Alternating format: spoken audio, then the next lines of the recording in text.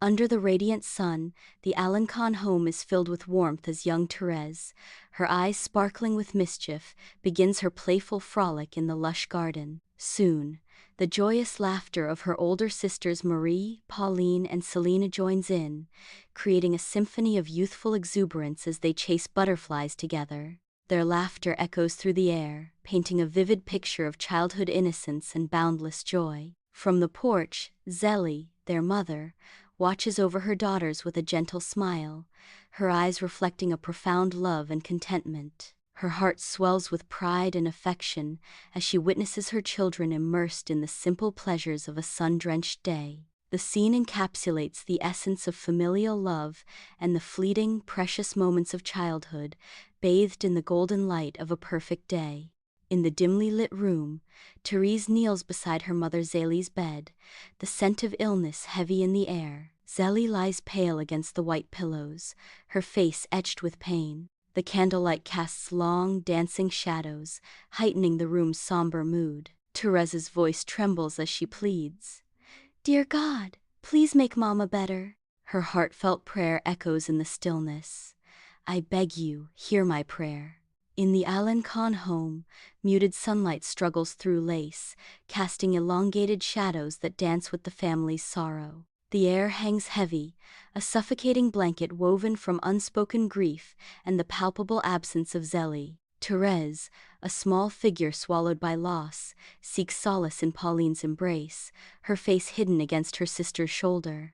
Pauline embraces Thérèse, her own eyes betraying the raw edges of sorrow, a silent promise of protection in a world now fractured. Silence reigns, broken only by the muffled cadence of stifled sobs, each one a testament to the depth of their collective pain. The weight of grief presses down, an invisible force binding them together in shared sorrow and unspoken love.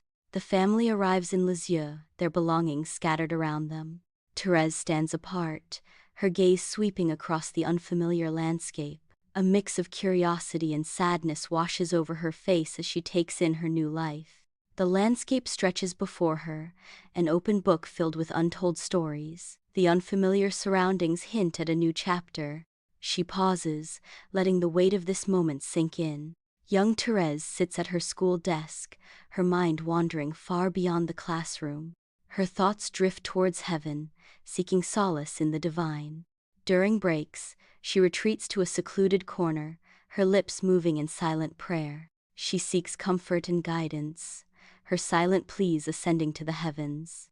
Pauline watches over Thérèse with maternal care, a silent guardian of her spiritual journey. In the dimly lit room, Thérèse lies pale and weakened in her bed, her shallow breaths barely audible. Sweat beads on her forehead as she tosses and turns, lost in a feverish delirium. Long dancing shadows flicker on the walls, cast by the candlelight that barely pierces the darkness. Her family gathers around her, their faces etched with worry and fear, a silent vigil of love and desperation. Whispered prayers fill the air, a desperate plea for a miracle to save Therese from the clutches of death. Bathed in sunlight, Thérèse bolts upright in bed, her eyes widening with sudden clarity. A gasp escapes her lips as a serene smile graces her face, a vision of peace. Her family, gathered in hopeful vigil, exchange disbelieving glances as Therese proclaims a miracle. As joyous cries fill the room, Thérèse closes her eyes, overwhelmed by gratitude for a second chance. Sunlight bathes the ornate church interior, illuminating every sacred detail. Therese, a vision of innocence in white, kneels at the altar, her face radiant with pure joy.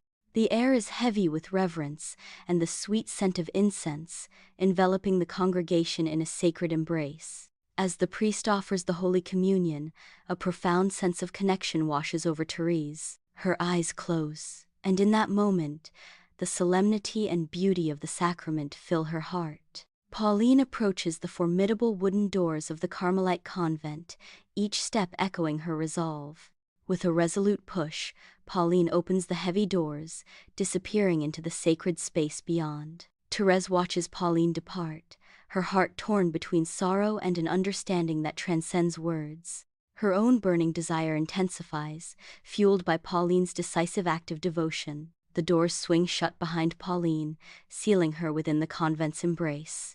Therese remains, a solitary figure, her spirit ignited by the profound sacrifice she has witnessed. Soft light bathes the church as Therese kneels in prayer, her father a silhouette of concern beside her. Observing her father's worry, Therese feels a surge of empathy, her expression softening with understanding. A resolve hardens within Therese, her features firming with newfound determination to master her emotions. Strength floods through Therese, bolstering her commitment to follow God's will, her spirit alight with purpose. In the tranquil garden, Therese kneels among the blossoming flowers, her face bathed in the warm sunlight filtering through the trees. Céline sits nearby, her serene gaze fixed on Therese as the sweet scent of roses and lavender fills the air. Céline asks softly, "Do you ever doubt our path, Therese? The convent. It's a lifetime commitment."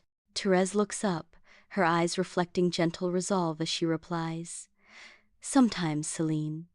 But then I remember my little way. It isn't about grand gestures, but about doing small things with great love." In the bishop's opulent office, Therese stands bathed in the ethereal glow of stained glass windows. Her unwavering gaze meets the bishop's, a silent plea for her sacred desire. "Your Grace, I implore you, grant me permission to enter the Carmelite convent." The bishop, a man etched with years of wisdom, studies Therese, his expression a tapestry of contemplation. "With every fiber of my being, Your Grace, my heart belongs to God." After a weighty pause, the bishop's voice breaks the silence.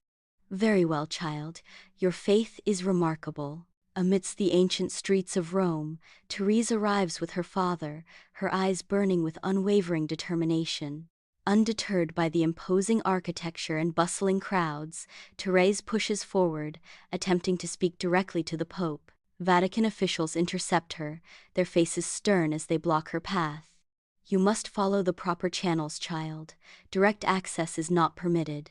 Despite the setback, Therese's resolve remains unshaken, her desire fueled by the grandeur of Rome and the obstacles before her. In Lisieux, the heavy wooden doors of the Carmelite convent creak shut, sealing Therese within. Sunlight paints the stone floor with vibrant colors through stained glass windows, illuminating her path. She turns, her gaze meeting her family's, their faces a canvas of sorrow and pride. A final embrace, a whispered goodbye, a poignant farewell etched in their hearts. The convent's embrace welcomes Therese, promising sanctuary and solace. Her new home, a sacred space for prayer and sacrifice, awaits her journey. In the quiet of her convent cell, Therese kneels in prayer, bathed in the ethereal glow of moonlight streaming through the barred window. Long shadows dance across the stone floor as she loses herself in contemplation. Therese reflects, her voice echoing in the stillness. "Suffering, embraced with love, is a path to holiness. In every small act, every sacrifice, I find my way to God."